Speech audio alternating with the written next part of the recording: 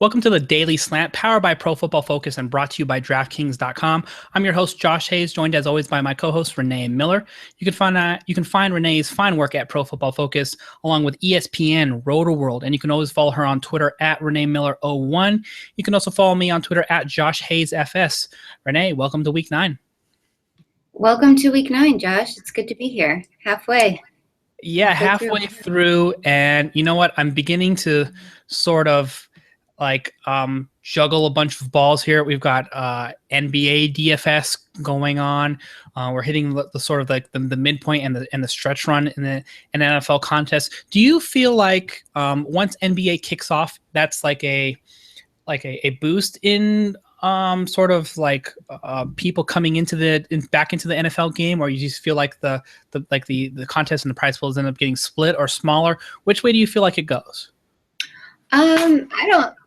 I think it's a little soon to tell, but I don't think NBA has an impact on NFL, really. Okay, maybe it just has like an inverse effect. Like people who are playing NFL who are doing well or enjoying it may end up being like, hey, I should try NBA as well. Exactly.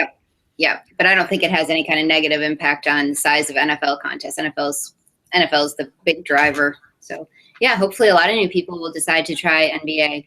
You know, I tend to play fairly not conservatively, but light. I don't play real high volume the first couple weeks of the season as we kind of see what new situations look like, what new rotations are going to stabilize, and how things shake out. I like to kind of sit back and observe for the first couple weeks, and we're definitely in that period where minutes are changing nightly and all kinds of crazy stuff is happening. But Steph Curry is the one constant in NBA. It's like, cannot hide her love for Chef Curry. No, give me a vague opening. I'll take us there. There you have it. Now, sort of as a tie-in to that, going back to obviously NFL DFS here, are you fully into the spot here? And I am. I think so. Anyway, through week 8, where we have a solid grasp on what's happening offensive and defensively with all these teams, and you can sort of put together any like 2014 or any sort of like analysis or numbers aside and say we have the data we need to move forward for the rest of the season. I think so. Yeah, I think. I do still tend to draw a little bit on historical data, like when I'm writing about the Denver defense this week and how they get Andrew Luck in the Colts. Mm-hmm. He's turned the ball over the second most times last year too. So, in certain cases, I think it doesn't hurt to be aware of, the more distant past. But sure, we know who everybody is at this point in the season. Yeah, I totally agree with you there. And so I guess sort of as a add on to that point too, Denver defense was number 1 last season, and they've done nothing but actually improve that defense throughout the offseason, and showed up in a real big way. I'll be honest, I didn't really feel comfortable with Denver as my play against Green Bay in week 8, given what we know Aaron Rodgers is capable of, and the fact that that Vegas opted to make I believe Green Bay a favorite in that game, if I'm correct, and they're once again a favorite on the road against another tough defense in Carolina in week 9. So we'll get into that once we talk defenses and we get to the full DFS breakdown for week 9.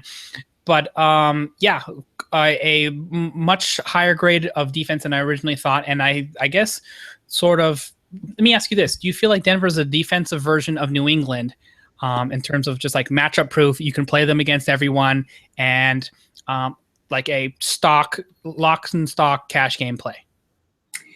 I still wouldn't play them against New England, but yeah, and I'm with you. I would not have played them against Green Bay. I didn't play them against Green Bay.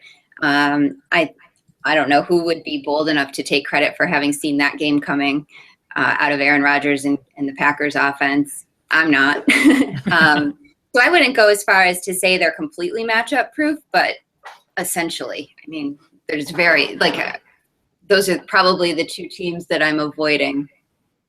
Okay, yeah, for the most part too, and I don't believe, does Denver catch New England on the schedule this season? That's another good question. Another one I don't know the answer to.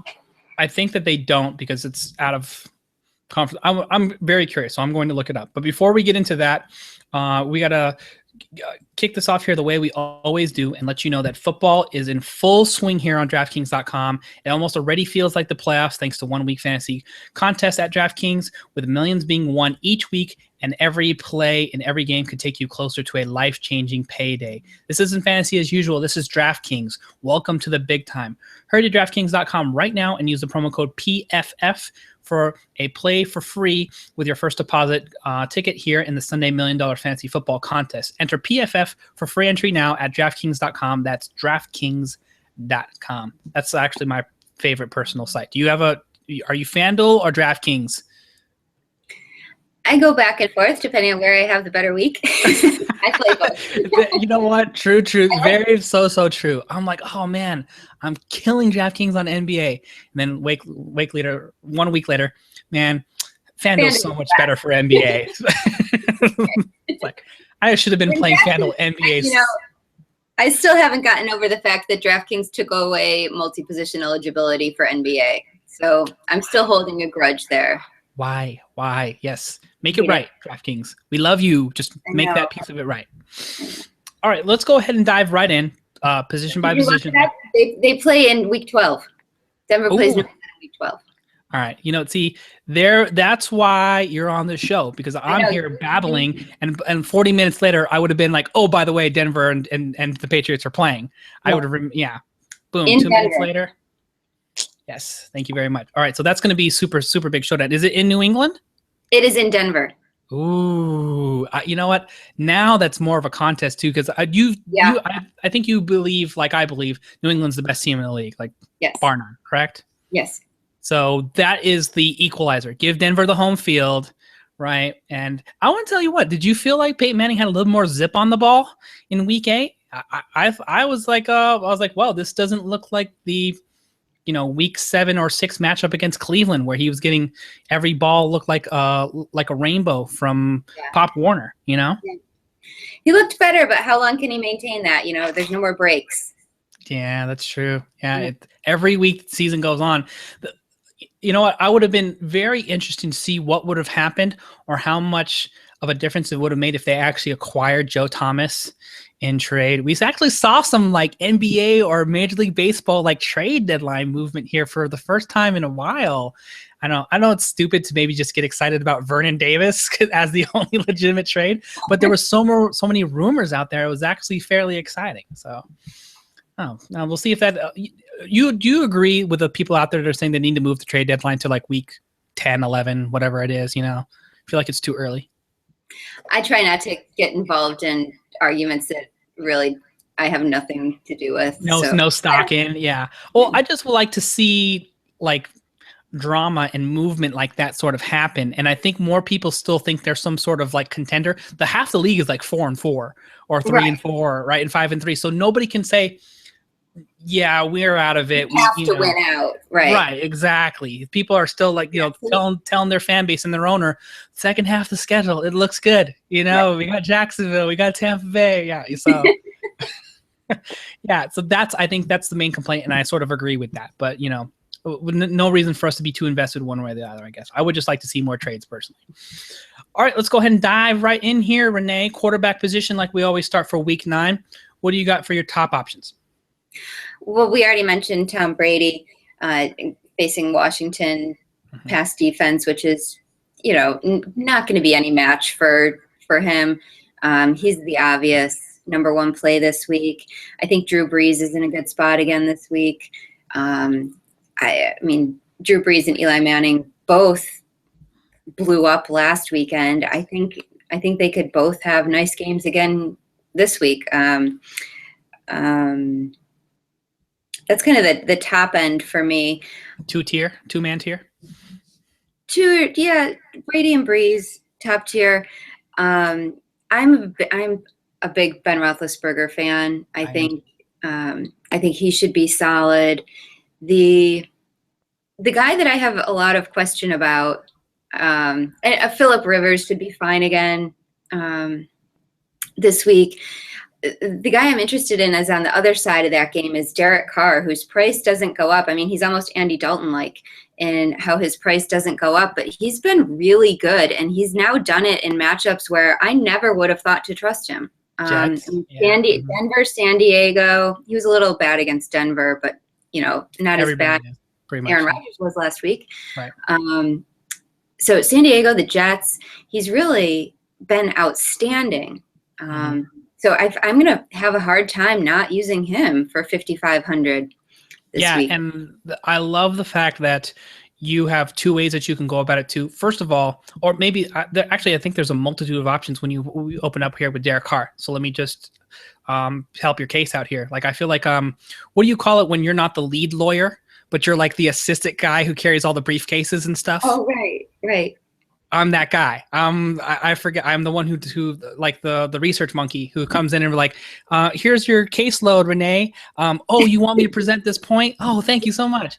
Okay, so 5,300 for Derek Carr over, and that's been like flat from 55 to 53 for the majority of the season. That's super juicy. So there's one route that we've talked about over and over. You don't have to necessarily stack with Amari Cooper. But I love that stack, first of all. I think Amari Cooper is a high-grade wide receiver who never gets priced or hardly ever gets priced into the top 10. So you have that piece of it. You also have Michael Crabtree, who's on like super value town there as well. So if you want to roll Julio and Odell Beckham, use some of the top options, you feel good about your running back plays, you can go cheap and you still have like a hookup potential guy that you can pair with Derek Carr. Or like we talked about earlier in the season with Tyrod Taylor and Marcus Mariota, pair them with your top options. You don't have to set up the hookup because you save so much salary. Jumping all the way down to 5,300 opens up a multitude of options in your GPPs. Right. Last question I have for you. Is any of these guys that we talked about here, who would you say no to cash games? Okay. Tom Brady, yes. All right. Phillip Rivers, yes. I think Ben Roethlisberger is still a yes at 6,600 against Oakland, although the Oakland D has played it better of late. Anybody else in that group for cash for you? I think Drew Brees is okay great for cash games. All right. Yeah, against Tennessee for sure. Yes, I love that as well. I'll never use Eli Manning in a cash game, but I think, again, in tournaments, he's okay. Okay, so last question I have for you here is, where does your boy? Your Andy Dalton. I've been waiting for you to pull it out. I was trying to let you get there. But this is as juicy of this matchup as he might have seen all season with Cleveland battered and bruised. No Dante Whitner, no Joe Hayden, no Josh McCown. No problem for me for Andy Dalton. I think you can make a case in cash and GPPs. Yeah. Well, your Browns. AFC North games can be a little underwhelming. I mean, even as good as the Bengals have been, this could completely be a Josh Hill game. Hill? Yeah, sorry. Okay. My other preseason love, Josh Hill. Yeah, so it could be Jeremy Hill, and it could also be 10-3. I don't have as much faith in Andy Dalton as I normally do. Love him still, but I don't see a 30 fantasy point game coming here. Well, you know what? That's a great point too, because one thing that you do need to know is that Cleveland has been destroyed in the run game. And like, if you've read any one of my articles, you'll find a opponent's running back to the Cleveland, rush defense in there on Saturdays on ProFootballFocus.com. So you're right. This could be like a 18 for 21 passes, 165 yards with 2 touchdowns. And, he didn't kill you, but you really didn't get the blow performance that you wanted in your GPPs, and they just run it down the Browns' throat. So maybe there is some level to sort of back off of Andy Dalton as a cash play. Having said that as well, if you saw what Arizona did, they exposed the Browns secondary like it was no problem. Those balls over the top to Michael Floyd. They dropped 2 sure touchdowns in the first half when it would look like Cleveland was like playing out of their mind. They were up 20-3. They should have been down 21-20 in those spots if it weren't for a couple of bad plays or bad fumbles and a couple of big drops on balls over the top. So don't be fooled by any aspect of the Cleveland defense. It's all around bad. But you, having said that, great point for you. Like, they can rally around Johnny Football. You know what? That's the only level of thing that I have for optimism here, because seriously, even if Josh McCown is healthy, it would almost make sense in my weird Cleveland Browns fandom mind to let Johnny Manziel get revenge for as bad that he got ripped in that Bengals game. People, remember Merrill Hodge was telling him to go bag groceries after that game, and like the Browns should just cut him after that. So yeah, there's going to be no, if you're ever we're going to see like the best version of Johnny Manziel, I think it's going to have to be against this week against Cincinnati, when everybody wanted him to like go jump off a cliff. So we'll see what happens. It's only interesting that aspect. Having said that, 10.5-point dogs. So if the Bengals don't get it done, it's like a serious letdown situation. So it really would be. Yeah.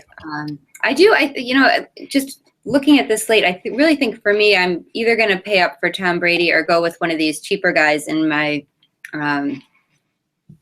tournaments, because there's a bunch that have good matchups. I like Tyrod Taylor coming back. If Marcus Mariota plays, he gets, a fantastic matchup with the Saints. And Jameis Winston, I don't think we should overlook in this kind of low 5K range either, because he's been really solid. He has Mike Evans back now. I actually haven't seen a midweek update on Austin Seferian-Jenkins, but he could be back this week. It was close last week, or he was active but didn't play. And we saw just Drew Brees, throw 7 touchdowns against this Giants secondary. So I do kind of like Jameis Winston as well for the cheap, to round out the cheap tier. Yeah. And you're not the first person to mention that to me. I was talking to the guys over at 120 Sports today, and I was like a little bit surprised, but then I looked at the numbers and I was like, yeah, he's actually been like fairly efficient. Having said that, if I bought some shares of Jameis Winston, I would want to hold on to my receipt just in case I wanted a refund. So, but no, you're right. If you see Eli Manning go for 6 burgers, against that sort of defense, then it's reasonable to expect when you have Austin Seferian-Jenkins, who I believe is back at practice, and Mike Evans in the lineup there. Doug Martin has been more than holding his own in the run game too, so they have like a little bit of balanced attack going. I'm fine with it. I would probably really rather do what you originally suggested and draw the line at Derek Carr, because I really like the way that they're playing overall, and I'm just like the biggest Amari Cooper fan that you'll find as a non-Raider fan right now. I think I'm the biggest Michael Crabtree fan, so we should have a little side bet. Okay, all right, fair enough. Boom, you're on. Total fantasy points for Week 9: Crabtree versus Cooper. Amari Cooper. Yeah, DraftKings points. All right, there you go. Done. Good. All right. I don't know what the winner gets. What happens if I lose? Bow to the greatness on air. Loser has to wear a bow on their head. Okay, fine. That's fair. I'll dig one up for my daughter. Even less than you do. All right. Twitter props and bow on the head on Google Hangouts on the official Pro Football Focus YouTube channel. They'll love it. All right. I'm going to have to grow some hair in between now and next week, possibly. So, I'll try to make that work out. Okay. So we talked about the cheap options there. I think we sufficiently covered there. I don't think there's anybody else outside of like Winston and Carr. Having said that too, I really do want to mention that Ben Roethlisberger for me qualifies in that tier. Like at 6,600, maybe not as like full punt form, but definitely cheap enough. And I still actually think he's a top 5 option this week. And I will definitely have shares of him and Antonio Brown together. So that's the way that I'm going to approach that. Antonio Brown, to me, if you had to guess, let's just move on over to the wide receiver position here, Renee. What do you think we can see in terms of like an ownership percentage for Week 9? I hate trying to guess ownership percentages, but the price has decreased on DraftKings 20%? At least 20%. Okay. Let's see here. Matched up against Oakland. I actually think he's like sort of like rounding out the top 5 for me when you look at some of the guys that are actually projected in the Fantasy Labs Optimizer on ProFootballFocus.com. You've got Demaryius Thomas against the Colts. All right. Odell Beckham against Tampa Bay, juicy matchup. And then they also have Emmanuel Sanders in the top 5. And then I love Alshon Jeffrey this week against San Diego. Do you have him as a top option as well? No, I'm not as much on. I know I saw somebody else talk about Cutler to Jeffrey as a sneaky stack this week, and it could be, but it's not high on my radar.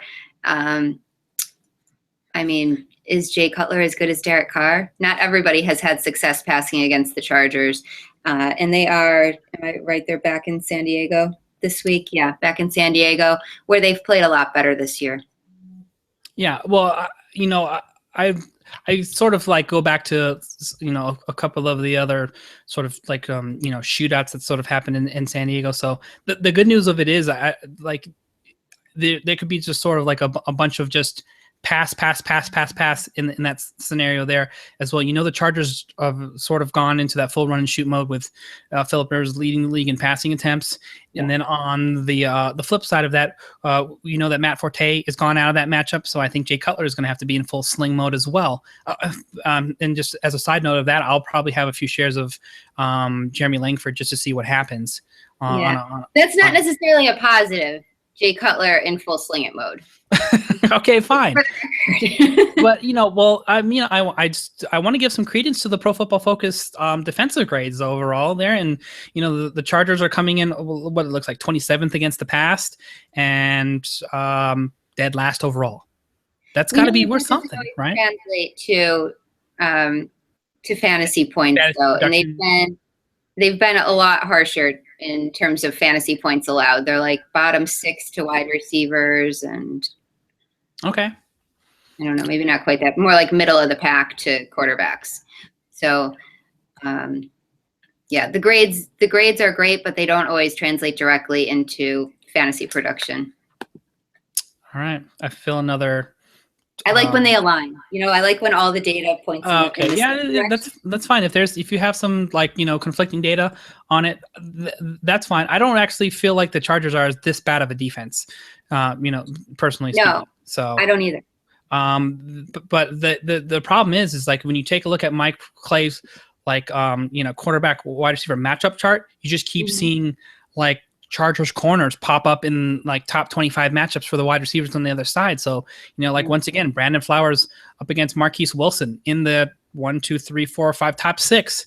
So for whatever reason, maybe it's lack of pass rush or I'm not exactly sure what it is, but the corners, have mightily struggled. And I believe Eric Weddle, this is probably one of his down seasons, coming into a contract year too, which is why he was rumored to be traded.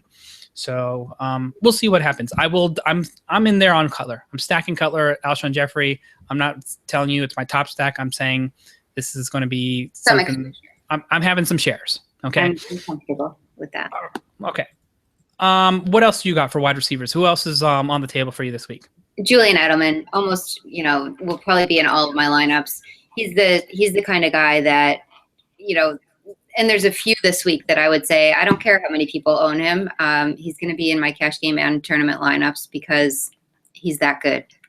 And the matchup is that good. Okay. I'm with you on Julian. Julian Edelman has been super consistent, and I believe he has what looks like a top 30-ish matchup without counting the numbers against D'Angelo Hall. I mean, if you would have told me D'Angelo Hall was the guy he was matched up against, I would have said that was like top 3.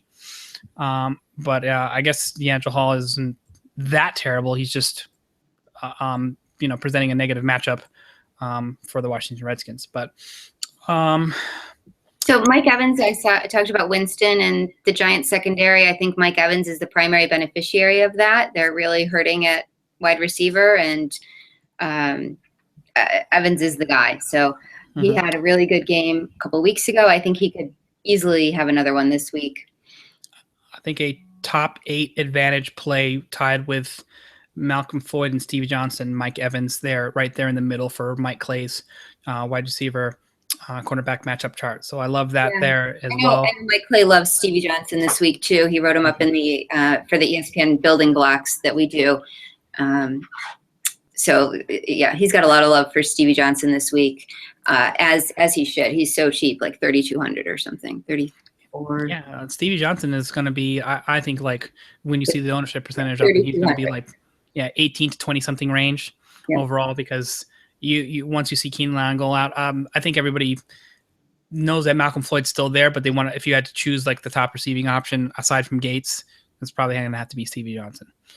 Yeah. How about some more bargain basement fillers there? So we've covered up some of the top options available on the chart and on ProFootballFocus.com.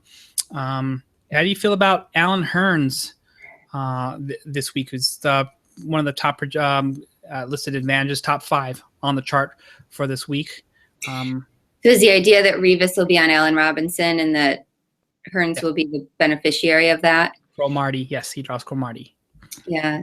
I'm lukewarm on it. I'm not going out and targeting receivers that are facing the Jets and being thrown to by Blake Bortles in droves. But yeah, lukewarm. I understand the play. The price is decent. Bunch of guys in this range. I mean, Eric Decker's the same price. I feel, pretty evenly about those guys. Hearns actually probably has the quarterback advantage. We don't know exactly what's going to happen. I think I've actually heard that Geno may not play, and they may be down to the 3rd stringer there. And I don't know. This is the bad part of Geno Smith. Is like you don't even know if that's an upgrade or a downgrade.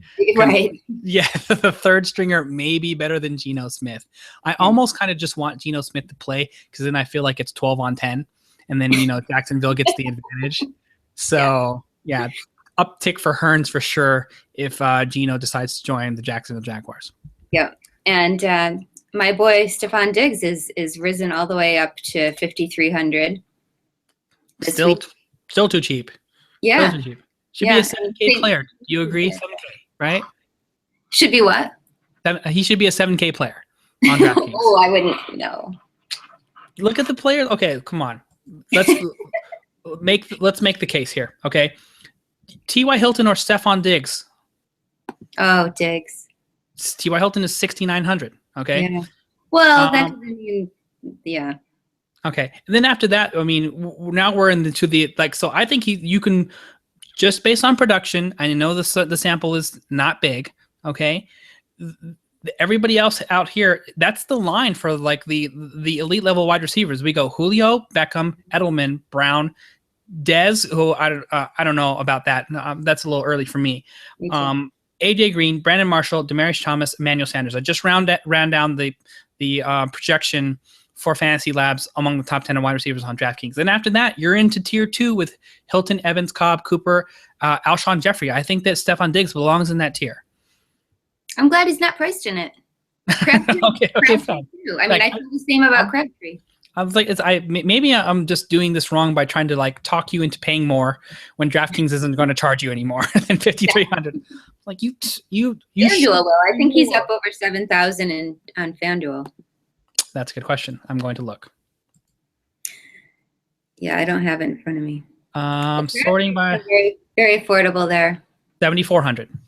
Yeah. So I think he's actually more reflectively priced than where I feel about him because he's sandwiched between Amari Cooper, Randall Cobb, Mike Evans, and let's see here, who's below Amari Cooper? Allen Robinson, Brandon Cooks, Jarvis Landry, Martavis Bryant. I think he's solidly in that second tier, and FanDuel has him priced that way. So there you have it. All right.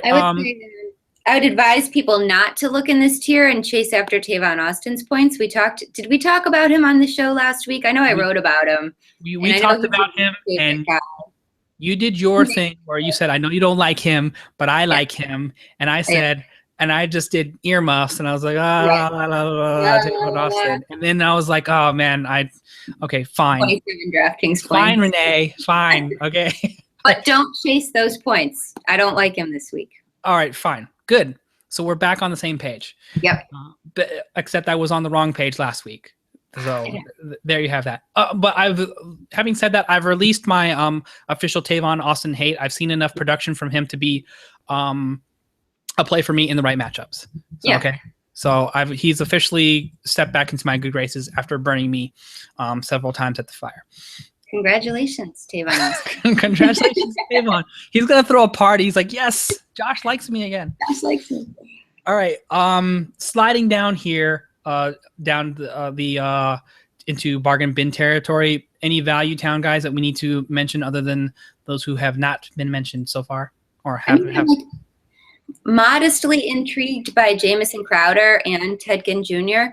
Ted Ginn Jr. dropped so many passes the other night in the bad weather. He had a lot of targets. He had a lot of opportunities to have a monster game, and including the one to win the game in a very Ted Ginn, fashion. But I like the targets. I like that he's really the only option outside of Greg Olsen. Jamison Crowder. New England is a team that you actually can throw on. So he's a guy I kind of like in this very cheap range. I think he'll be if you're looking for someone that's going to be 0.5% owned and could have a 15, 16 fantasy point day, I think he's that guy. Okay. Garbage time hero.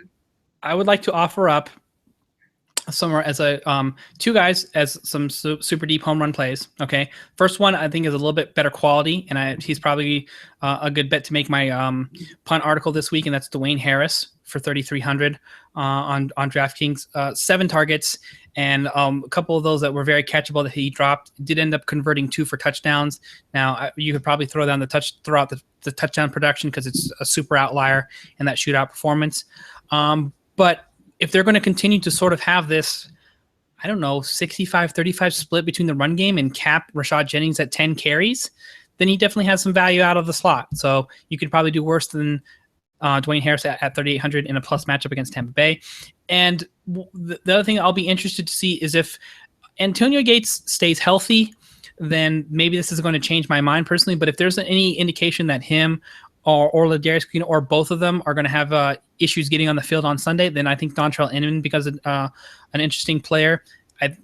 As far as what I can tell from the cornerback wide receiver matchup chart, I believe Mike Clay thinks that they're going to move Dontrell Inman out wide so they can play Stevie Johnson in the slot where he has the optimal matchup against Sharik. I forget his name. Plays for Sharik McManus for Chicago, who's like a bottom 8 corner in the league. So they take one who they think is now their best receiver, who's been playing out the slot all season long, as Stevie Johnson, match them up against Chicago's worst corner. And they're just dead set on keeping McManus in the corner slot. He's played 99% of his snaps in the slot, and that gives them the best advantage. But that also opens up some opportunity for Inman on the outside if Gates is not in the lineup. If Gates is in the lineup, it's probably not. There probably won't be enough targets for him to go around between him, Floyd, and Stevie Johnson. But I'm just keeping that in my back pocket if something breaks injury-wise for San Diego. All right, let's move along here. Running back position. Let's go ahead and talk about who's going to be toting the rock for you in Week 9. The obvious one is Devontae Freeman. You get the the highest price guy on the board, but with good reason. And he gets the San Francisco 49ers, which have basically resurrected everybody's running career this season or, busted everybody's slumps. Not that he's in one. He happened to not score last week, but he still had a fine day, not the kind of day that we've gotten accustomed to. But I think we'd be shocked if he didn't score this week. I think it's, last week I didn't use him. I was, felt like it was going to be a Julio Jones week. This week, I'm kind of the opposite. I think Julio will probably get his and have a fine day. But if anyone on this Falcons team was going to bust out, my money's on Freeman. I like Freeman there as well. Priced at $8K at the top option. My only question about Devontae Freeman is how much more they can elevate his price, because he's going to probably have another monster game today. And then we're going to get pushed into that there. Like, do I still want to spend up on this player this week? We'll see how much farther they can go. D'Angelo Williams is probably going to have super high exposure because you're getting a discount at 5,500, and he's been very productive in every instance that he's been able to get multiple carries in that offense. Cash only for you? Do you think the ownership percentage is going to be too high to make a case for GPPs? I think the ownership percentage is going to be high, and I also don't think that the ceiling is that spectacular. I just think he profiles better as a cash game play this week. Okay. Safe, but I don't think. He had that 3 touchdown game in week 2 against San Francisco, like I said, who can make anyone look fantastic. Oakland's been very competitive, and they've gotten out to big leads early on in games, and I think that puts a little pressure on the opposing team to pass more. And I think with Ben back and Antonio Brown and Martavis Bryant and Heath Miller, I think they're going to want to throw the ball. So, okay, I'm fine with that. I'm fine with D'Angelo Williams. I just don't think he's going to have an incredible day. Okay, fair. If you feel like the ceiling is capped, and if anything, they start to get some of their bigger studs involved, fine with that analysis. I think he's a safe cash game play, and if you feel like he makes enough sense for your GPPs, fine. But I probably think that you're going to be sitting with like 20-something% ownership percentage, at that particular position, which is really not optimal if you're trying to hit the home run. Yeah.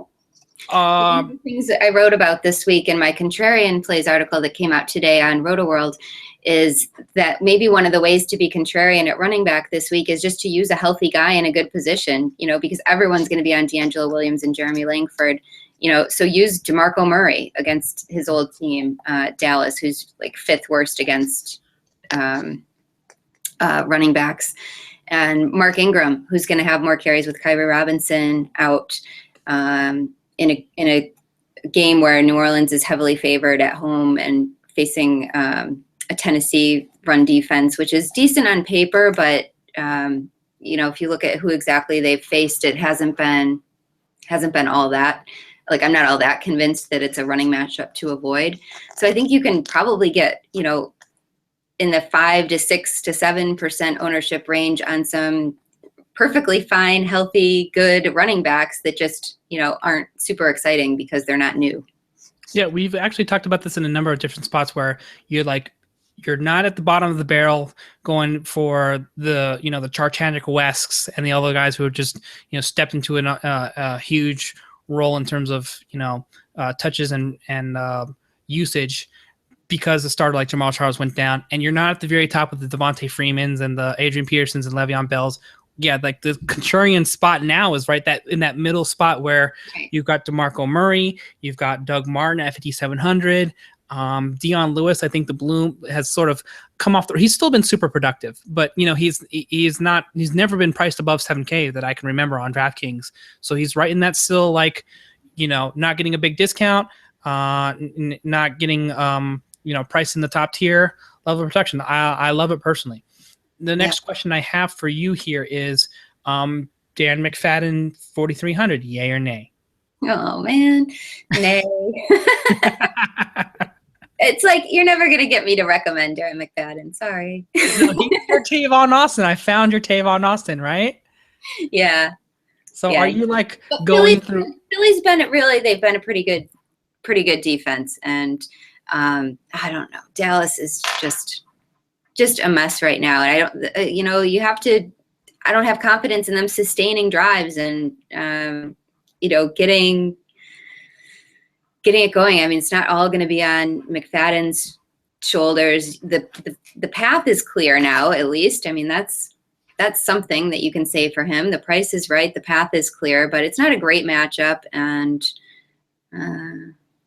yeah, you're definitely right. Philadelphia grading out 6 against the run on PFF in 2015. So second thought that there. So Renee is basically the person going up on her season-long leagues and scooping up everybody who dropped Christine Michael because she hates Darren McFadden so much. I do hate Darren McFadden. Christine Michael hit the wire. Ad, fab bid, all the money.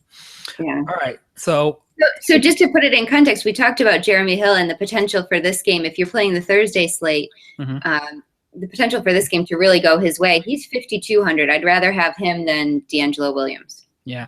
I can't wait for everybody on the Thursday GPP slate, like on FanDuel, DraftKings, to see the top of the standings. This is like my favorite thing to do, to see Johnny Manziel or Andy Dalton and Mohamed Sanu and somebody using like Jim Dre, Dwayne Bowe, as many of those guys that they can, so they are like, oh, that game was a shootout. They're like, they're so convinced it's going to be 50-54, and they'll be at the top of the standings. It's going to be great. So, yeah. All right. So where do you draw the line for running backs that can crack your roster on GPPs? I guess Darren McFadden's a no. and Jeremy Langford, will you have some shares, or are you worried about how much usage they'll get, or what's your approach there? Yeah, no, I will have some shares of Langford just because of the matchup. San Diego's allowed more fantasy points to running backs. Sorry, I was reaching for something. Has allowed more fantasy points to opposing running backs than any other team. So on that, the strength of that alone, they've made everybody look good. They've been, just super, super soft. So even though Chicago's on the road, I think, the loss of Matt Forte is a big loss, and I think that they won't look to completely fill that hole with Jay Cutler's arm. Like I said earlier, 100% Jay Cutler is not a good thing for the Bears. So I think they will get Jeremy Langford a fair amount of carries, and I think he should be pretty good play. Okay, now the last question I'll have for you here is, I want to feel like Lamar Miller is underpriced at $5K on DraftKings against Buffalo, who we thought traditionally was supposed to be fairly stout against the run, but turns out you can do some damage to them. I think TJ Yeldon, a couple of weeks ago in London, gained his fair share of fantasy points. What do you do with Lamar Miller at 5K? I like Lamar Miller here, and the Bills have seemingly gotten steadily worse against the run as the season has gone on. Mm-hmm. But they get, I don't know, I just have a funny feeling about the Bills this week. They get Tyrod Taylor back. I think they kind of rally coming out of the bye. I think they kind of regroup their defense and kind of come back and say, like, who are we? Are we, the team that beat Indianapolis in week 1 and felt really good about it? Or, did we lose to Jacksonville in horrific fashion in London? Are you meaning to say circle the wagons with the Buffalo Bills? Yes, Buffalo Bills. That's what it feels like you're trying to say. Buffalo Bills are circling the wagons. Okay. But I'm with you. But they have steadily slid down to 22nd overall in run defensive grade on PFF. So that's I'm gonna have a lot of Lamar Miller in week 9 for me. 5K is just too cheap. So good. Yeah. The price is great. The matchup, decent, price awesome, and like the amount of touches and level of opportunity that Dan Campbell has. Is it Dave Campbell or Dan Campbell? Dave Campbell's a baseball analyst. Okay, that they've provided him. I think this is going to be somebody who's going to be in a very good spot for me. But definitely prefer Lamar Miller at 5K over Darren McFadden at 4,300. All right, moving along, tight end position here now, Renee. We do our obligatory Rob Gronkowski is still good. Yeah. For 8,000 on FanDuel, no concerns there. Now we get into the interesting tier here. You have Greg Olsen up top, right below him at 6,500, kicking off tier 2. Then you have a number of interesting options among them.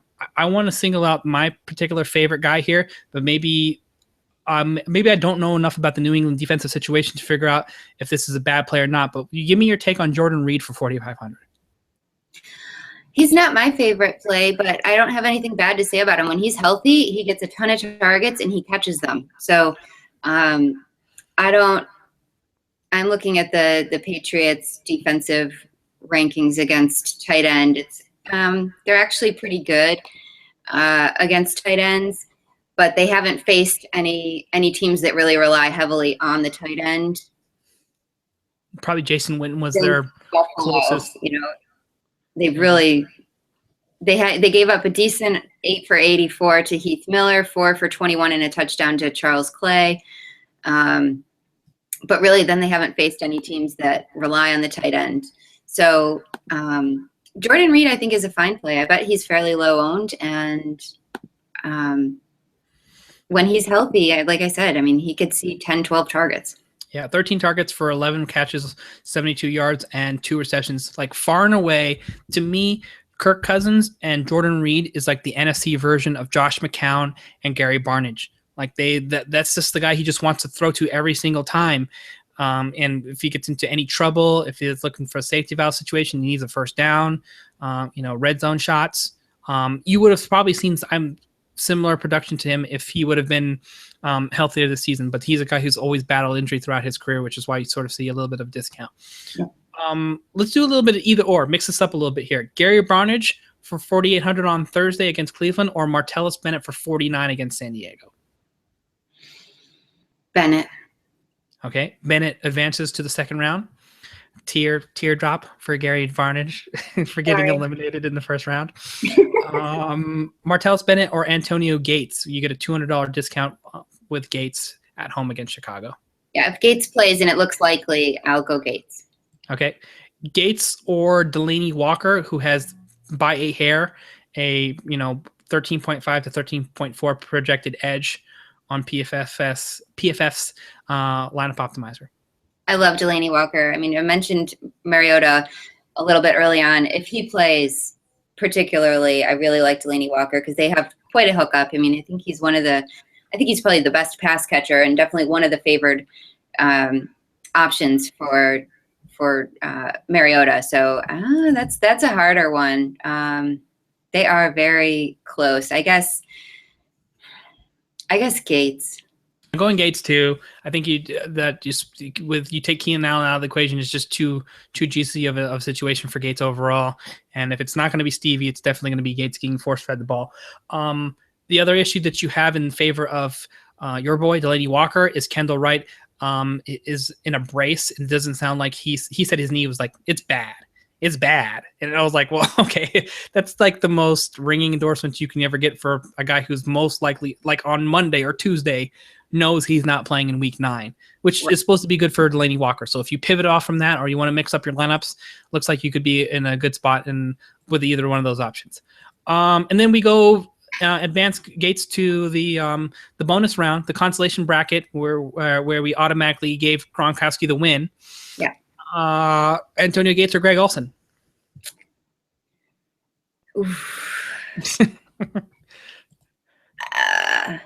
Greg Olsen to me. See, these are kind of the same guy. They're both super boomer bust. Mm-hmm. I have a really hard time choosing between them. If it's that kind of week, and I'll tell you why for a minute. For me, that it's not that kind of week. But if it's the kind of week where I want to try to optimize things at tight end, and be in this kind of higher priced tier, I would have lineups that had both of them. Okay. Because it's equally likely that either one of them could score 30 points this week or 3. Yeah, the one thing I will definitely say here is Greg Olsen, hands down, far and away, the best and most reliable target that Cam Newton has. How much he actually gets him the ball is like a different question, or whether or not he decides to like vulture him in the end zone himself, or Mike Tolbert, or some other weird scenario of why Greg Olsen doesn't get the red zone target. Separate issue, not really Greg Olsen's fault. The only problem that I have is that it's a big uptick in price from Antonio Gates to 6,500. So I'm going to have a hard time consistently justifying paying up that much when you have to sacrifice that much salary. But I don't think I want to have 100% exposure because you could be the week where Greg Olsen goes for 140 and 2 scores, and if you didn't have a share, then you're going to be it's going to be tough sledding in GPPs. Right, or Gates tweaks his knee on the first series and is out. Yeah. He's old. Right. Just like he's old and hurt. Dude, you're hurt and you're old. That's why I can't trust you. All right. But here's why none of it matters, because you really want to play Heath Miller for 2,700. That's what you really want to do, because I forgot Oakland, the obligatory Oakland, match him up against anybody at the tight end. That's that's a very good point.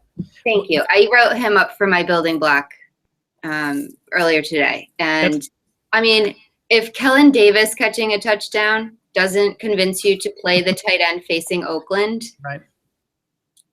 Yeah, there's nothing I can say to change your mind. But Heath Miller is actually really good. Look what happens when Ben Roethlisberger comes back. He catches 10 passes for 105 yards. That's with Antonio Brown and Martavis Bryant, not so much, but with Antonio Brown having a nice day. So I'm with you, and I totally forgot about that. I just sort of never forget Oakland tight end. It sounds like a tribute.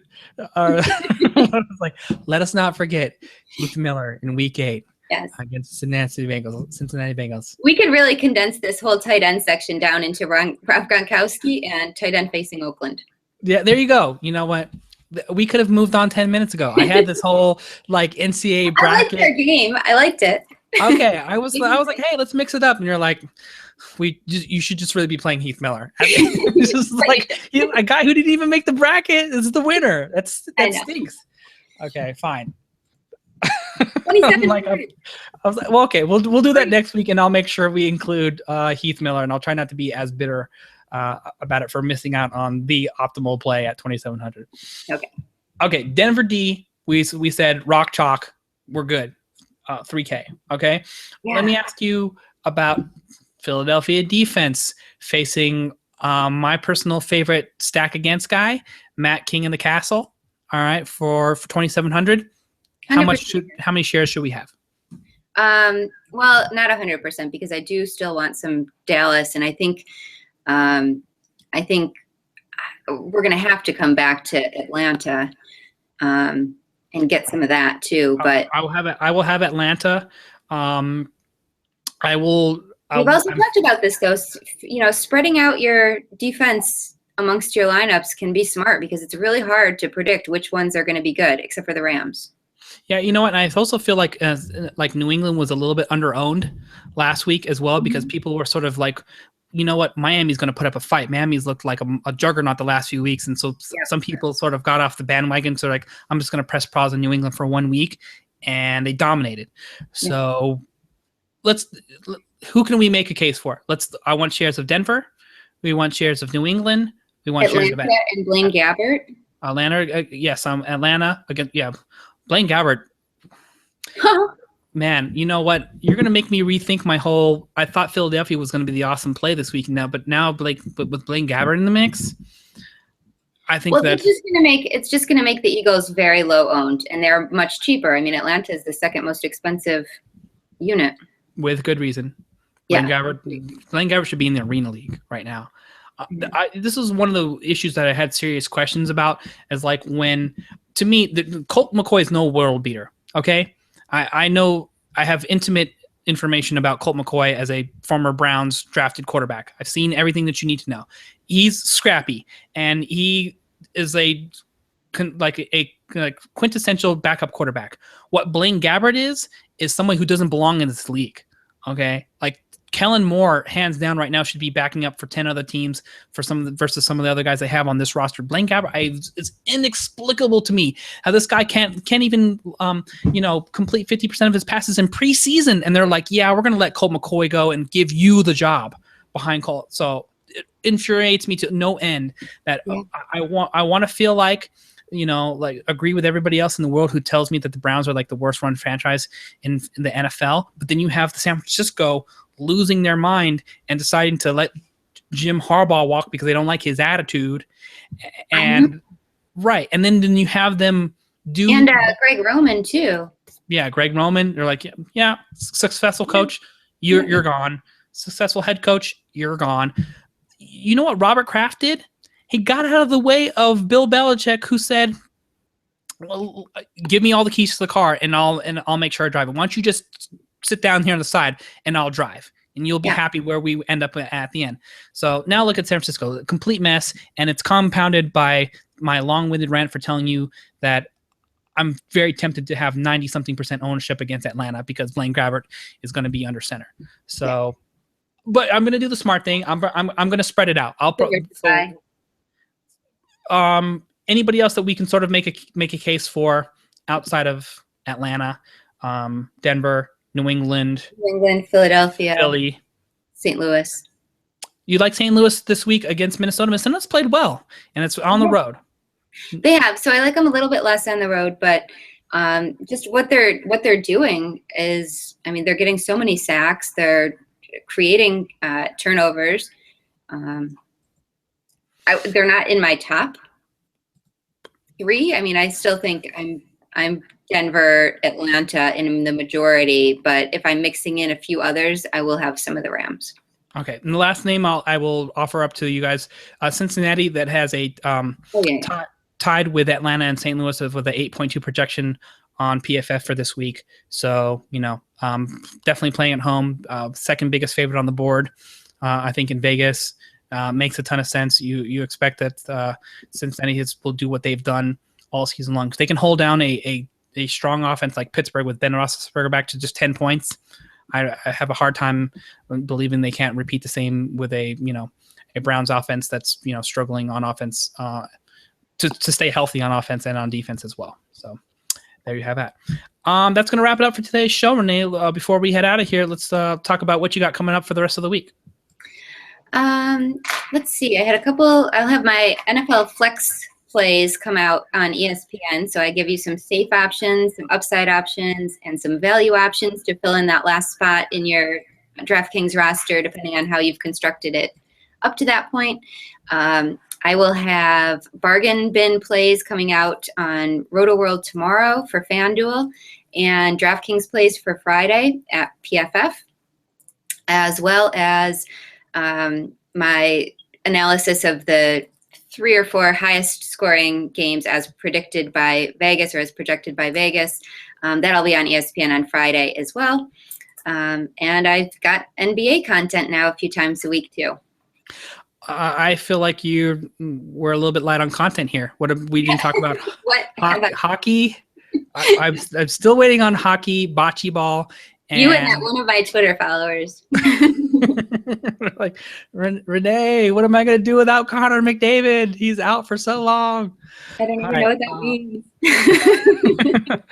And I don't want to know. I'm almost as busy as Renee. Renee has 13 articles coming up. I have 2. So you're right behind you. You can check out my Saturday article on ProFootballFocus.com covering the wide receiver and running back punt plays. And for those of you NBA ballers out there, I'll have a Saturday FanDuel article to get you kicked off for your weekend NBA DFS, along with hosting the RotoWire DFS podcast all week long. Thanks, as always, to the best co-host in the business, Renee Miller at Renee Miller01, for joining me and providing her expert insight. And we'll check you out next time here at the same time next week. Thanks for listening, everybody. We'll see you next time.